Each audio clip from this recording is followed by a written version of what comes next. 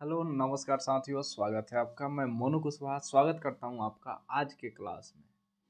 और आज हम पढ़ेंगे एजुकेशनल साइकोलॉजी में चैप्टर होने वाला है हमारा ह्यूमन डाइवर्सिटी, यानी मानव भिन्नता। और इसी से एक रिलेटेड टॉपिक आता है व्यक्तिक भिन्नता और शिक्षा व्यवस्था। व्यक्तिक भिन्नताओं के आधार पर जो है शिक्षा व्यवस्था कैसी रखी जाए, जिसके चलते जो है शिक्षा जो बच्चा है, क्योंकि बच्चे पढ़ते हैं तो अगर उनका सर्वांगीण विकास नहीं होगा, वो हर क्षेत्र में जो है एक्सपर्ट नहीं बनेंगे। और यूं कहें कि हर क्षेत्र में अगर अच्छी नॉलेज नहीं गेन कर पाए तो फिर उनके पढ़ने का जो है कोई फ़ायदा होता नहीं।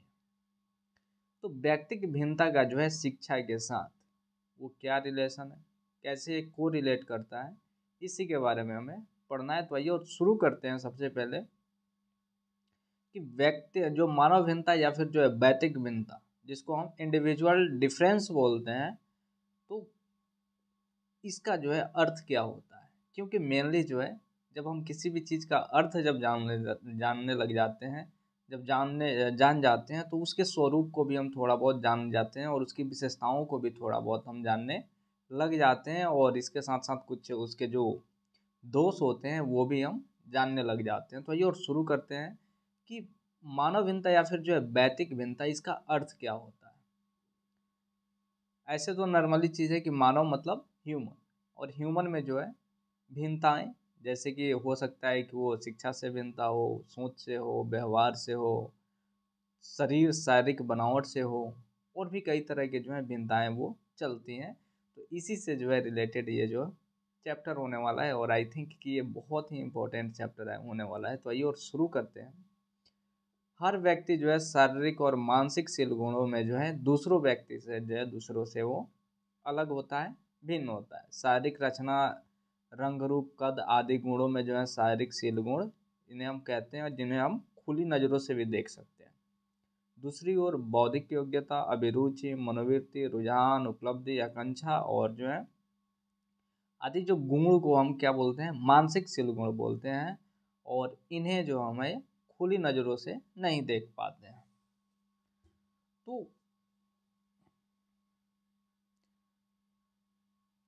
इनका ज्ञान जो है व्यक्ति कार्य कुशलता, व्यवसाय चयन आदि के आधार पर अप्रत्यक्ष रूप से करता है कि आपने ये पढ़ा है, ये पढ़ाई की है, इसका मतलब है आपने जो है आपके अंदर जो क्षमताएं थी, टैलेंट थी, वो किया और आपने उसमें इतना स्कोर किया।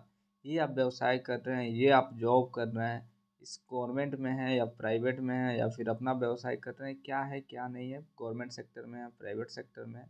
तो इस आधार पे भी व्यक्ति का जो है वो भिन्नताओं का जो है पता चल जाता है, उसकी एबिलिटी के बारे में पता चल जाता है। यह एक वास्तविकता है कि कुछ समान जुड़वा तथा उसके कुछ सगे भाई बहनों को छोड़कर कोई भी व्यक्ति जो है प्रत्येक शील गुण में दूसरे व्यक्ति के जैसा नहीं होता। अतः व्यक्तिक भिन्नता का तात्पर्य जो है व्यक्ति के जो है विशिष्ट लक्षण या फिर लक्षणों से है, जो उसे दूसरे व्यक्तियों से भिन्न बना देता है। तो अगर देखा जाए व्यक्तिक भिन्नता को, तो इसको मुख्य रूप से दो भागों में हम विभाजित कर सकते हैं, जिसमें पहला नंबर है समूह के अंदर भिन्नताएं और दूसरा है व्यक्ति के अंदर भिन्नताएं। तो प्रत्येक व्यक्ति जो है अपने समूह के जो है दूसरे व्यक्तियों से जो है शारीरिक मानसिक शील गुणों में अलग होता है। समूह के जो है दो व्यक्तियों का जो है समूह के किसी भी दो व्यक्ति में जो है ये शील गुण हर प्रकार से समान नहीं होते हैं। दूसरी ओर एक व्यक्ति के यहाँ सभी शील गुणों की मात्रा बराबर नहीं होती। जैसे एक प्रतिभाशाली बालक के सभी गुण जो हैं वो सभी जो है वो समान मात्रा में हो, ये आवश्यक नहीं है। किसी में कम भी हो सकते हैं, किसी में ज़्यादा भी हो सकते हैं। हो सकता है कि प्रतिभाशाली है लेकिन उसका कद काठी कम है। ऐसे भी तो भारत में देखा गया है। जैसे भारत के जो है प्रधानमंत्री थे पंडित जवाहरलाल नेहरू के बाद बने थे लाल बहादुर शास्त्री। हाइट काफ़ी कम थी, फिर भी वो भारत के प्रधानमंत्री बने। ऐसे और भी कई सारे नेता हैं और भी कई सारे लोग भी हैं जो इन चीज़ों से जो है वो उदाहरणों में जो है सटीक रूप से बैठ जाते हैं। इसके बाद व्यक्तिक भिन्नता की जो है विशेषताएं क्या हैं, आइए और इनको हम थोड़ा सा देख लेते हैं ताकि आपको बेहतरीन तरीके से समझ में आ जाए। पहला है भिन्नता, यानी विभिन्नता, जिसको हम वेरिएबिलिटी बोलते हैं। विभिन्नता का अर्थ यह है कि समूह के सभी व्यक्तियों का जो है शारीरिक मानसिक शील गुणों में मात्रात्मक अंतर होता है। कोई भी शील गुण या फिर जो है योग्यता किसी भी दो व्यक्तियों में समान मात्रा में नहीं पाई जाती है, केवल कुछ जुड़वा जो बच्चे होते हैं उनको छोड़कर। दूसरा नंबर है सामान्यता, जिसको हम नॉर्मलिटी बोलते हैं। और सामान्यता का अर्थ यह है कि किसी भी समूह के जो है बहुत थोड़े लोगों में कोई योग्यता या शील गुण बहुत अधिक कम मात्रा में पाया जाता है और अधिकांश लोगों में यह शील गुण लगभग समान मात्रा में ही होता है। जैसे अधिकांश जो है लोगों की जो है बुद्धि लब्धि की जो मात्रा होती है वो 89 से लेकर 109 के बीच होती है, जबकि कुछ जो मूढ़ बालक होते हैं या फिर यूँ कहें कि जो कुशाग्र बुद्धि के नहीं होते हैं, उनकी जो व्यक्तिगत भिन्नता वो 89 से नीचे पाई जाती है और कुछ की जो है वो 109 से ऊपर पाई जाती है, जो कुशाग्र बुद्धि के होते हैं, काफ़ी तेज दिमाग के होते हैं। तीसरा नंबर है विकास भेदीय दर। विकास की भेदीय दर, जिसको हम डिफरेंशियल रेट ऑफ ग्रोथ बोलते हैं। व्यक्ति के जो है शारीरिक विकास तथा जो है परिपक्वता की मात्रा में भी जो है व्यक्तिगत भिन्नता पाई जाती है। शारीरिक विकास का प्रारंभ न तो सभी व्यक्तियों में एक साथ होता है, न ही समान रूप में से जारी रहता है। अतः समान उम्र के होने पर भी जो है बालकों में विकास क्रम में व्यक्तिगत भिन्नता पाई जाती है। सीखने की जो है भेदीय दर, ये शारीरिक विकास की जो है भेदीय मात्रा तथा विभिन्न सामाजिक परिस्थितियों के कारण बालकों को जो है सीखने की मात्रा में भी जो है भिन्नताएं उत्पन्न हो जाती है। अतः समान आयु के बालकों में भी सीखने की योग्यता जो है वो एक दूसरे से अलग होती है, किसी में कम होती है, किसी में ज़्यादा होती है। चौथा नंबर है शील, पांचवा नंबर शील गुणों के जो है परस्पर संबंध। तो व्यक्तिगत भिन्नता की एक बड़ी विशेषता यह है कि व्यक्ति अपने विभिन्न शील गुणों के बीच जो है घनिष्ठ संबंध इसका होता है। जब बालक की बुद्धि तीव्र होती है तो उसकी शैक्षिक उपलब्धि भी अधिक होती है और जिस बालक की बुद्धि मंद होती है उसकी उपलब्धि भी जो है अपेक्षाकृत कम होती है। इसी तरह बुद्धि, अभिरुचि, आकांक्षा, आवश्यकता आदि के बीच गहरा संबंध होता है। इसके बाद छठा नंबर है वंश परंपरा तथा वातावरण का प्रभाव। आइए और इसको हम देख लेते हैं। व्यक्तिगत भिन्नता का एक आधार जो है वंश परंपरा और दूसरा है वातावरण है। बालकों में जो है कुछ शील गुण वंशागत या फिर जन्मागत होते हैं और कुछ जो है वो वातावरण के द्वारा जो है, यानी जिस इन्वायरमेंट में रहते हैं वहाँ से जो है वो अर्जन किए हुए होते हैं, कुछ जो चीज़ें जो एडॉप्ट करते हैं। इसके बाद है अंतर्वैयक्तिक भिन्नता, जिसको इंटर इंडिविजुअल डिफरेंस बोलते हैं। व्यक्तिगत भिन्नता की एक विशेषता यह है कि यह व्यक्ति जो है दूसरे व्यक्ति से एक ही योग्यता या शील गुण में भिन्न होता है। जैसे जो है बुद्धि एक मानसिक योग्यता है जिसके दृष्टिकोण से दो बालक जो हैं एक दूसरे से भिन्न हो सकते हैं। एक बालक औसत बुद्धि का हो सकता है जबकि दूसरा बालक कुशाग्र बुद्धि या फिर मंद बुद्धि का हो सकता है। इसके बाद है अंतर्वैयक्तिक भिन्नता, जिसको हम इंट्रेंडिविजुअल डिफरेंस बोलते हैं। व्यक्तिगत भिन्नता जो है इसकी जो है एक विशेषता है कि एक ही व्यक्ति जो है अपने दो योग्यताओं या शील गुणों में भिन्न हो सकता है। एक बालक में अमूर्त जो है बुद्धि वो अधिक हो सकती है और मूर्त बुद्धि जो है वो कम हो सकती है। तो मूर्त और अमूर्त बुद्धि के बारे में दोस्तों हम आगे जो चैप्टर आने वाला है 15, उसमें हम पढ़ने वाले हैं, अगले चैप्टर ही है। तो वहाँ पे हम व्यक्तिगत बुद्धि के बारे में काफ़ी बेहतरीन तरीके से पढ़ेंगे और उम्मीद करेंगे कि आपको काफ़ी ज़्यादा बेहतरीन तरीके से समझ में आए कि मूर्त जो है बुद्धि ये क्या होती है और अमूर्त बुद्धि क्या होती है। मैं आपको थोड़ा सा यहाँ पे तो थोड़ा सा समझाना चाहूँगा। मूर्त बुद्धि का मतलब हो जाता है जैसे कारीगर कोई हो गया जो समान आँखों से देखे, मतलब आँखों से वो दिखे। कारीगरी कोई करता है, कोई सब्जी उगाता है, और भी कई सारी चीज़ें जो टेक्निक्स अपनाए जाते हैं, या फिर कोई जो काम कर रहा है, तो वो हो गया हमारा मूर्त बुद्धि। इसके अलावा जो अमूर्त बुद्धि होती है वो दिखती नहीं। जैसे जो साहित्यकार होते हैं या फिर जो चिंतन करने वाले जो लोग होते हैं वो जो है उनकी जो बुद्धि इस्तेमाल वो करते हैं वो अमूर्त बुद्धि होती है। इसके बाद 9वां नंबर है धारणा की भेदीय दर, यानी जिसको हम डिफरेंशियल रेट ऑफ रिटेंशन बोलते हैं। तो व्यक्तिगत भिन्नता की एक विशेषता जो है धारणा की जो है भेदीय दर है। एक विषय को एक ही तरह से तथा एक ही समय तक जो है दो व्यक्तियों के सीखने पर भी दोनों में धारण की जो है अलग अलग धारण की दर होती है। जैसे एक शिक्षक जो है क्लासरूम में पढ़ा रहे हैं तो हो सकता है कि एक बच्चा उसमें काफ़ी तेज़ से धारण करे और एक हो सकता है कुछ आध बच्चे हों जो कि उसी बात को जो है टीचर जो पढ़ा रहे हैं, जो पाठ पढ़ा रहे हैं, जो वर्क करवा रहे हैं उसको जो है थोड़ा लेट से सीखे, उसके अंदर जो है एबिलिटी वो लेट से धारण करने की हो। इसके बाद हम पढ़ेंगे व्यक्तिक भिन्नता के जो है पक्ष, यानी जो है एस्पेक्ट्स और जो है एरियाज ऑफ इंडिविजुअल डिफरेंस, और इसके बारे में पढ़ेंगे तो आई थिंक ये बहुत ही बेहतर हमें सीखने को मिलेगा। तो आइए और शुरू करते हैं कि व्यक्तिक भिन्नता के जो है पक्ष ये होते क्या। पहला नंबर है शारीरिक विकास। बालकों के शारीरिक विकास में जो है व्यक्तिक भिन्नताएं पाई जाती है जिन्हें हम खुली नज़रों से देख सकते हैं। कुछ बच्चे लंबे हो जाते हैं, कुछ बच्चे मोटे हो जाते हैं, कुछ बच्चे पतले हो जाते हैं। तो शिक्षकों का जो है एक कर्तव्य हो जाता है कि वह बालकों के शारीरिक विकास को जो है ध्यान में रखते हुए उनके शिक्षा की व्यवस्था करें। दूसरा नंबर है मानसिक योग्यता। व्यक्तिक भिन्नता का जो है दूसरा महत्वपूर्ण क्षेत्र ये हो जाता है हमारा मानसिक योग्यता, और विशेष रूप से जो है बुद्धि हो जाएगा। और बुद्धि परीक्षणों के जो है आधार पर पता चलता है कि व्यक्ति की जो है वो बौद्धिक योग्यता की मात्रा का जो है अंतर होता है। इसके बाद जो है तीसरा नंबर रुझान और मनोवृत्ति, जिसको हम एप्टीट्यूड एंड एटीट्यूड बोलते हैं। तो व्यक्ति के जो है रुझान तथा जो है मनोवृत्ति में भी जो है व्यक्तिक भिन्नताएं देखी जाती है। एक छात्र का रुझान कला की ओर, तो दूसरे छात्र का रुझान विज्ञान की ओर, और तीसरे छात्र का रुझान संगीत की ओर जो है वो अधिक हो सकता है।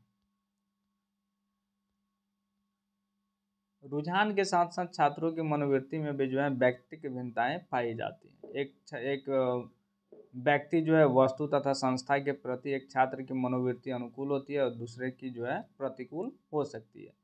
चौथा नंबर है उपलब्धियां, जिसको हम अचीवमेंट्स बोलते हैं। और विभिन्न प्रकार के जो है उपलब्धि मापकों का उपयोग करने से ज्ञातव्य है, यानी ज्ञात किया जा चुका है कि व्यक्ति की उपलब्धियां तथा जो है ज्ञानोपार्जन में जो है व्यक्तिक भिन्नताएं होती हैं। प्रायः तीव्र बुद्धि के बालकों की जो है शैक्षिक उपलब्धियों के जो उपलब्धियां जो है समान आयु में मंद बुद्धि के जो है बालकों में अधिक होती है। इसी तरह जो है समान बौद्धिक योग्यता होने पर भी जो है बालकों की शैक्षणिक जो है उपलब्धियों में अंतर होता है। इस संदर्भ में जो है डेविस ने जो है उन्होंने कई सारे जो है अध्ययन किए, और वो जो अध्ययन है काफ़ी महत्वपूर्ण है। तो आगे चल के शायद मिले डेविस का अध्ययन, तो उम्मीद है कि वहाँ पे हमें बेहतरीन तरीके से मिलेगा। इसके बाद जो है पांचवा नंबर ज्ञानात्मक एवं क्रियात्मक क्षमताएं, जिसको हम सेंसरी एंड मोटर कैपेसिटीज बोलते हैं। तो व्यक्ति की जो है ज्ञानात्मक एवं क्रियात्मक क्षमताओं में भी जो है व्यक्ति की भिन्नताएं पाई जाती है। क्रिया प्रतिक्रिया काल, जिसको हम रिएक्शन टाइम बोलते हैं। ज्ञानात्मक एवं क्रियात्मक समन्वय, जिसको सेंसरी मोटर कोऑर्डिनेशन बोलते हैं। क्रियात्मक नियंत्रण, जिसको हम मोटर कंट्रोल बोलते हैं, आदि पर किए गए प्रयोगों से इस बात का जो है समर्थन होता है। छठा नंबर है संवेगात्मक प्रतिक्रिया। संवेगात्मक क्षेत्र में भी जो है व्यक्ति की जो भिन्नता देखी जाती है। एक ही संवेगात्मक उत्तेजना के प्रति किसी बालक में जो है क्रोध, किसी में भय, किसी में जो है खुशी का संवेग देखा जाता है। इसी तरह बालकों की जो है संवेगात्मक प्रतिक्रिया की जो है मात्रा में भी अंतर देखा जाता है। कोई ज़्यादा भयभीत हो जाता है, कोई कम भयभीत होता है, और कोई होता ही नहीं। तो शैक्षणिक के जो दृष्टि से संवेगात्मक प्रतिक्रिया की यह भिन्नता भी जो विशेष रूप से महत्वपूर्ण है। इसके बाद है सातवां नंबर सामाजिक विकास, जिसको हम सोशल डेवलपमेंट बोलते हैं। और व्यक्तिक भिन्नता का जो है प्रधान क्षेत्र सामाजिक विकास है। और एक ही आयु के जो है बालकों में विभिन्न प्रकार के सामाजिक शील गुण जो है देखे जाते हैं। कुछ बच्चे जो हैं डरपोक होते हैं, तो कुछ बच्चे साहसी होते हैं, और कुछ बच्चे इतने जो हैं वो लज्जा या फिर संकोच वाले होते हैं, किसी अनजान को जो है देखकर घर में घुस जाते हैं। कुछ बालक ऐसे होते हैं कि किसी अजनबी से जो है मिलने या फिर बातचीत करने में थोड़ा सा भी संकोच नहीं होता है, और वो लड़ जाएंगे ज़रूरत पड़ेगा तो। इसके बाद आठवां नंबर है व्यक्तिक भिन्नताएं, यौन भिन्नताएं, जिसको हम सेक्स डिफरेंसेस बोलते हैं। व्यक्तिक भिन्नताएं जो है पुरुष तथा स्त्री के बीच भी पाई जाती है। और लड़कियों के शारीरिक विकास की गति लड़कों की अपेक्षा काफ़ी तीव्र गति से 12, 13, 14, 15, 16 साल की उम्र में काफ़ी ज़्यादा तेज में होती है। और लड़कियों का शरीर नाजुक और कोमल होता है, जबकि लड़कों का शरीर जो है ये सबल और दबंग होता है। और लड़कों की वाणी कर्कश होती है, जबकि लड़कियों की वाणी मधुर होती है। जहाँ तक जो है मानसिक शील गुण का प्रश्न है, तो बुद्धि मापकों से पता चलता है कि आरंभ में जो है बालकों की अपेक्षा बालिकाओं की बुद्धि तीव्र होती है, परंतु बाद में उनकी औसत बुद्धि में कोई अंतर नहीं दिखता है। 9वां नंबर है व्यक्तिक भिन्नता, जिसको हम पर्सनालिटी डिफरेंसेज बोलते हैं। व्यक्तित्व का जो है संबंध अनेक शारीरिक तथा मानसिक शील गुणों से है। शारीरिक गठन, बौद्धिक बुद्धि, मनोवृत्ति, रुझान आदि व्यक्तित्व के ही जो है तत्व हैं। इसके बाद जो है 10वां नंबर यह है मानसिक असामान्यता, जिसको मेंटल अबनॉर्मेबिलिटी बोलते हैं। तो व्यक्ति की जो है मानसिक असामान्यता के क्षेत्र में भी जो है व्यक्तिक भिन्नता देखी जाती है। यहाँ मानसिक असामान्यता का जो है तात्पर्य ये हो जाता है तीव्र मानसिक विकृति जो है, यानी पागलपन से नहीं है, बल्कि ये जो है समायोजन समस्या यानी एडजस्टमेंट प्रॉब्लम से है। तो दोस्तों इन सारी चीज़ों का जो है ना, ये बालक के जो है जीवन में शिक्षा से है ना काफ़ी ज़्यादा रिलेशन होता है, और सामाजिक शील गुणों का जो है वो शिक्षा के क्षेत्र में काफ़ी ज़्यादा, या फिर उनके जो है विकास में, सर्वांगीण विकास में बहुत ही ज़्यादा जरूरी चीज़ होता है। इसके बाद हम जानेंगे व्यक्तिक भिन्नता के कारण यानी कोज ऑफ इंडिविजुअल डिफरेंसेज, और उम्मीद है कि ये बहुत ही बेहतरीन आपको समझ में आने वाला है। पहला नंबर है वंश परंपरा, जिसको हम हेरिडिटी बोलते हैं। व्यक्तिक भिन्नता का एक प्रधान कारण जो है वंश परंपरा भी है। वंश परंपरा किसे कहते हैं, इसका क्या नियम है, क्या प्रभाव पड़ता है, तो पहले हम लोग देख चुके हैं चैप्टर नंबर 6 में। अब जाके वहाँ से और भी बेहतरीन तरीके से देख सकते हैं, जिसमें हम अनुवांशिकता पढ़े थे। तो आप जाके वहाँ से देख सकते हो, चैप्टर नंबर 6 इसी प्लेलिस्ट में होगा, आप जाके चेक कर सकते हो, या फिर आई थिंक कुछ दिन पहले का ही वीडियो है, तो आप जाके ज़रूर देख लो। इसके बाद जो है दूसरा नंबर वातावरण, यानी व्यक्तिक भिन्नता का जो है दूसरा प्रधान कारण वातावरण है, और वंश परंपरा रहने पर भी जो है वातावरण के कारण जो है एक ही माता पिता के बच्चों के जो है व्यक्तित्व ये भिन्न भिन्न प्रकार के जो है शील गुण विकसित हो जाते हैं। वातावरण के कारण बालकों में किस प्रकार की व्यक्तिक भिन्नता होती है, इसका जो है चर्चा हम लोग चैप्टर नंबर 6 में कर चुके हैं, जहाँ पे हमें वंश परंपरा और वातावरण में पढ़ना था। तो चैप्टर नंबर 6 जाके पलट के देख सकते हैं, कोई दिक्कत नहीं होगा इस वीडियो के बाद। इसके बाद तीसरा नंबर है प्रजाति और राष्ट्रीयता। व्यक्तिक भिन्नता पर जो है प्रजाति तथा राष्ट्रीयता का भी प्रभाव पड़ता है। विभिन्न प्रजातियों के बालकों के शारीरिक, सामाजिक, संवेगात्मक तथा शील गुणों में भिन्नताएं पाई जाती है। मीड के अध्ययनों से जो है पता चलता है कि विभिन्न संस्कृतियों के लोगों में विभिन्न प्रकार के शील गुण पाए जाते हैं। फिर भी अनुसंधानों से जो है इस बात का प्रमाण नहीं मिलता है, और राष्ट्रीयता का जो है प्रभाव मानसिक योग्यता पर पड़ता है। इसके बाद चौथा नंबर है आयु। व्यक्तिक भिन्नता पर जो है आयु का प्रभाव काफ़ी ज़्यादा पड़ता है, और आयु वृद्धि के साथ साथ बालकों की जो है शारीरिक मानसिक परिपक्वता में भी जो है वृद्धि होती है। फलतः बालकों की ज्ञानात्मक, क्रियात्मक और मानसिक क्षमताओं में भी जो है वृद्धि आय वृद्धि के साथ साथ होती रहती है। जैसे जैसे बच्चों की आयु जो है बढ़ती जाती है, उनके अनुकूल कौशल और भी जो है वो बढ़ते हैं, उनके अनुभव और कौशल भी साथ साथ बढ़ते जाते हैं। तो इस प्रकार जो है व्यक्तिक भिन्नता का एक मुख्य आधार जो है वो आयु भी है। परंतु जो है हर एक चीज़ याद रखना कि 18 साल के बाद जो है शारीरिक और मानसिक क्षमताओं में किसी प्रकार की कोई वृद्धि नहीं होती है। दिमाग जो है वो विकसित होना बंद कर देता है। तो वहाँ पे हमें अनुभव और चीज़ों को देख के नई चीज़ें सीखने को काफ़ी कम मिलती है। अनुभव और अपने पास जो शब्द का जो है हमने क्या एक पिटारा घोल रखा है, पकड़ रखा है, जकड़ रखा है, उन्हीं चीज़ों के जरिए हम बेहतरीन तरीके से कर पाते हैं। इसके बाद जो पाँचवा नंबर स्वास्थ्य, जिसको हम हेल्थ बोलते हैं, और स्वास्थ्य को भी जो है व्यक्तिक भिन्नता का कारण माना जाता है। भाई सीधी सी बात है कि समान आयु होने पर भी जो है स्वस्थ बालकों और अस्वस्थ बालकों में अंतर दिखता है। एक थोड़ा तो तरोताज़ा रहेगा तो उसको सीखने में आसानी होगी, एक अगर कोई बीमार हो, अस्वस्थ हो, तो उसको सीखने में भी दिक्कत होती है। और व्यक्तिक भिन्नताएँ तो दिखी जाती है, शारीरिक रूप से दुर्बलता वगैरह आ जाती है, टेंशन में वो दिखता है। कई तरह की बीमारियाँ होती हैं दोस्तों, ऐसा नहीं है केवल बुखार हो या फिर और भी कई सारी चीज़ें हो, और भी कई सारी बीमारियाँ होती हैं जिसमें जो बच्चे जो है बच्चों के अंदर जो है हीनता की भावना आ जाती है, और वो जो है व्यक्तिक रूप से भी जो है अलग हो जाते हैं। इसके बाद है छठा नंबर यौन यानी सेक्स। तो इसके बारे में हम जानते हैं। यौन भिन्नता यानी जो सेक्स डिफरेंस है, इसका भी प्रभाव जो है व्यक्ति भिन्नता पर पड़ता है। यौन भिन्नता के कारण जो है लड़कों में श्रेष्ठता का भाव और लड़कियों में हीनता का भाव आ जाता है, लेकिन ऐसा बिल्कुल भी नहीं होना चाहिए। स्मृति, भाषा और सौंदर्य बोध शक्ति में जो है लड़कियां जो है लड़कों से आगे होती हैं, जबकि गणित, स्थान संबंधी जो है कौशल में लड़के श्रेष्ठ होते हैं। बौद्धिक योग्यता पर जो है यौन भिन्नता का प्रभाव प्रायः नहीं पड़ता है, जिसकी व्याख्या हम पहले भी कर चुके हैं। लड़के प्रायः जो है लड़के जो प्रायः बहिर्मुखी होते हैं और लड़कियां जो है ये अंतर्मुखी होती है।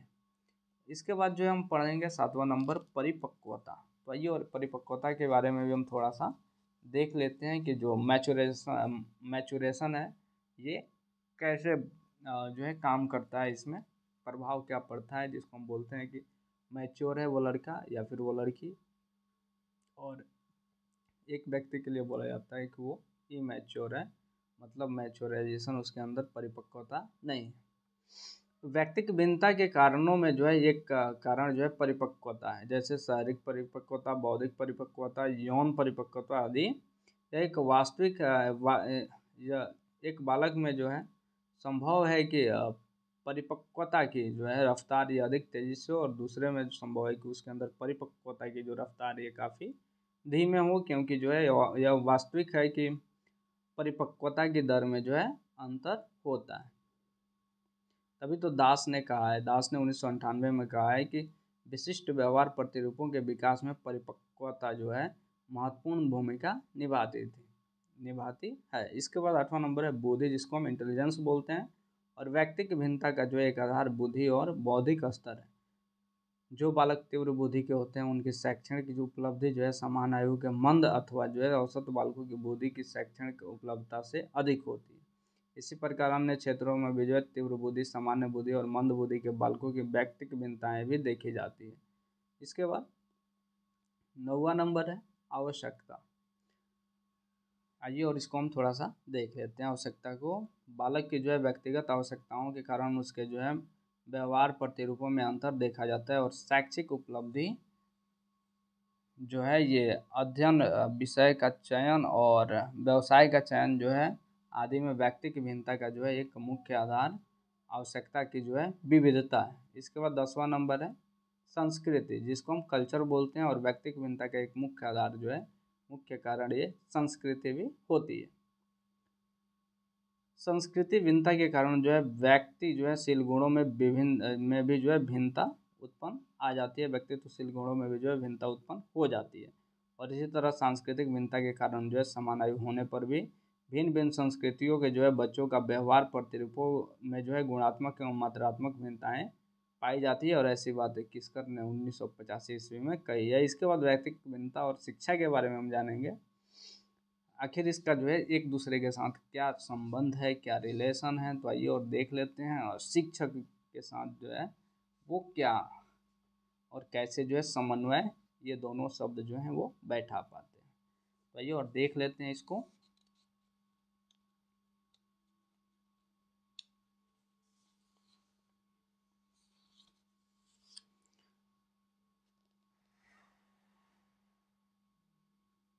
देखिए हम सब जानते हैं कि शिक्षा की जो है एक महत्वपूर्ण समस्या जो है बालकों की व्यक्तिगत भिन्नता है, और हम सब देख चुके हैं कि बालकों की जो है ये बुद्धि, रुचि, रुझान, उपलब्धि, आकांक्षा आदि में जो है व्यक्तिगत भिन्नताएं होती है।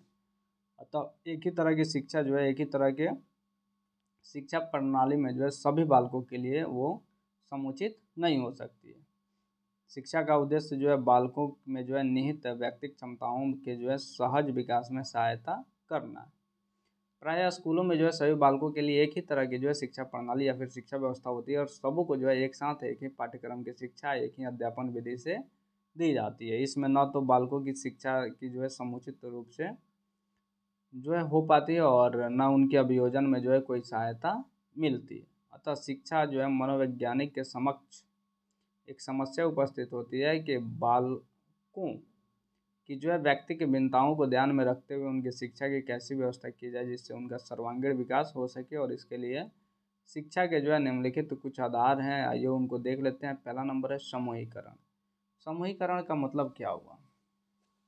इस चीज़ को आप जान लीजिए। बच्चों को एक ग्रुप में बांटा जाए कि जिस ग्रुप के बच्चे हैं, जिस लेवल के बच्चे हैं, उनको एक अलग अलग ग्रुप में बांट दिया जाए और उस हिसाब से पढ़ाया जाए, ताकि उनका जो माइंड का जो है एक्सटेंशन वो ब्रॉड रूप से हो सके और बेहतर रूप से हो सके, और जो चीज़ वो पढ़ने आए हैं, जो चीज़ समझने आए हैं, उन चीज़ों को बेहतरीन तरीके से समझ सकें। कुछ बच्चे काफ़ी तेज़ी में पढ़ लेते हैं, कुछ बच्चे काफ़ी तेज़ी धीरे समझ पाते हैं, तो इसकी जो है समूहीकरण किया जाना चाहिए बच्चों। और ये शिक्षक के ऊपर जिम्मेदारी होती है कि वो इन बच्चों को छांटें, हटाएं, अलग अलग ग्रुप बनाएं और ग्रुप के हिसाब से जो है उनको वर्क दें, ताकि एक जो बच्चे हैं वो बेहतरीन तरीके से समझ पाएँ। अगर वो समझने वाले हैं, उनका जो है विकास वो नहीं रुके। इसके बाद दूसरा नंबर है पाठ्यक्रम। व्यक्तिगत भिन्नता के जो है दृष्टिकोण से सभी बालकों के लिए एक ही प्रकार का जो है पाठ्यक्रम उपयुक्त तो नहीं होगा, रियलिटी भी है। और इसलिए जो है विभिन्न समूहों के बालकों के लिए अलग अलग पाठ्यक्रम, अनुकूल पाठ्यक्रम होना अनिवार्य है। प्रतिभाशाली बालकों, मंदबुद्धि बालकों तथा विशिष्ट अंगहीन जो है बालकों के लिए किस किस प्रकार के जो है पाठ्यक्रम वो जो है उपस्थित होगा, ये इसका जो है चर्चा हम चैप्टर नंबर 16 में कर लेंगे, लेकिन अभी यहाँ पे हम केवल देख लेते हैं। भारतवर्ष जैसे, बात सही है कि भारतवर्ष जैसे जो है प्रजातंत्रात्मक देश के जो है छात्रों के लिए पाठ्यक्रम संकीर्ण नहीं होना चाहिए, बल्कि इतना व्यापक होना चाहिए कि जिसमें अधिक से अधिक विषयों को शामिल किया जा सके, ताकि जो है छात्र को जो है उनकी योग्यता, अभिरुचि, स्वास्थ्य, आकांक्षा तथा आवश्यकता के अनुसार शिक्षा दी जा सके। तीसरा नंबर है अध्यापन विधियाँ, मेथड ऑफ टीचिंग। पाठ्यक्रम की तरह जो है अध्यापक विधियों का चयन भी व्यक्तिगत भिन्नता के आधार पर होनी चाहिए। कारण यह है कि निम्नलिखित श्रेणियों के बालकों के लिए एक ही प्रकार की अध्यापन विधि उपयुक्त नहीं होती है। इसकी व्याख्या जो है हम पहले कर चुके हैं, अध्यापन विधि में जाके आप वहाँ से देख सकेंगे, जिसमें अध्यापन एंड अध्यापक था, तो आप वहाँ से जाके बिल्कुल देख सकते हैं। इसके बाद नेक्स्ट है हमारा विशिष्ट एजेंसी, जिसको हम स्पेशल एजेंसी बोलते हैं। और बालक की शिक्षा, शैक्षिक जो है और सामाजिक तथा जो है संवेगात्मक समायोजन संबंधी कुछ समस्याएं इतनी गंभीर होती है, जिनके लिए विशिष्ट एजेंसी जैसे बाल निर्देशन निदान गृह, जिसको चाइल्ड गाइडेंस क्लिनिक की जो है बोलते हैं, इसकी व्यवस्था की जाती है। और निदान गृह में जो है निपुण मानसिक चिकित्सक तथा शिक्षा मनोवैज्ञानिक तथा जो है मानसिक रोग संबंधी सामाजिक कार्यकर्ता होते हैं। और निदान गृह में जो है कुसमायोजित जो है बालकों को रोग निर्णय तथा निदान के लिए भेजा जाता है। और निदान के जो है कर्मचारी बालकों की जांच करके उचित परामर्श देते हैं और शिक्षा में यथासंभव सहायता करते हैं। और इस कार्य के लिए कुछ स्कूलों में जो है सलाहकार की नियुक्ति की जाती है। इसके बाद पांचवा नंबर है शारीरिक भिन्नता, जिसको हम फिजिकल डिफरेंस बोलते हैं। तो आइए और इसको हम देख लेते हैं। वर्ग में उपस्थित बालकों में जो है शारीरिक भिन्नता पाई जाती है। कुछ बालक लंबे कद के होते हैं और कुछ बालक नाटे कद के होते हैं। इस प्रकार कुछ बालक कम सुनते हैं, कुछ बालकों में जो है सामान्य रूप से सुनने की जो है अयोग्यता पाई जाती है। इस व्यक्तिगत भिन्नता के आलोक में वर्ग शिक्षक को चाहिए कि नाटे कद के बालकों तथा जो है कम सुनने वाले बालकों को वर्ग में जो है अगले बेंच पर बैठने की व्यवस्था करें, तथा लंबे कद के बालकों तथा सामान्य श्रवण संवेदना वाले बालकों को पीछे वाले बेंच पे बैठने की व्यवस्था करें। इसके बाद 6 नंबर है गृह कार्य। तो गृह कार्य जो है, यानी जिसको होमवर्क बोलते हैं, जो बच्चे कमज़ोर होते हैं उनको होमवर्क की व्यवस्था की जाती है, ताकि वो जो है बेहतरीन तरीके से कर पाएँ, सीख पाएँ। क्योंकि जैसे जैसे वो एक्सपीरियंस करेंगे, हमारे यहाँ जो है खास करके बिहार में बोला जाता है कि कोई चीज़ आपको समझ में ना आए, याद ना हो, तो उसको कलम के दम पे, कलम की नोक के दम पे याद कर लीजिए। यानी इतना लिखिए कि वो ऐसे ही माइंड में बैठ जाए।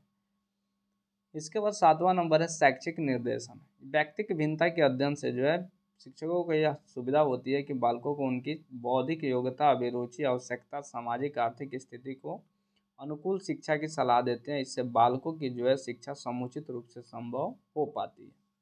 इसके बाद है व्यावसायिक निर्देशन।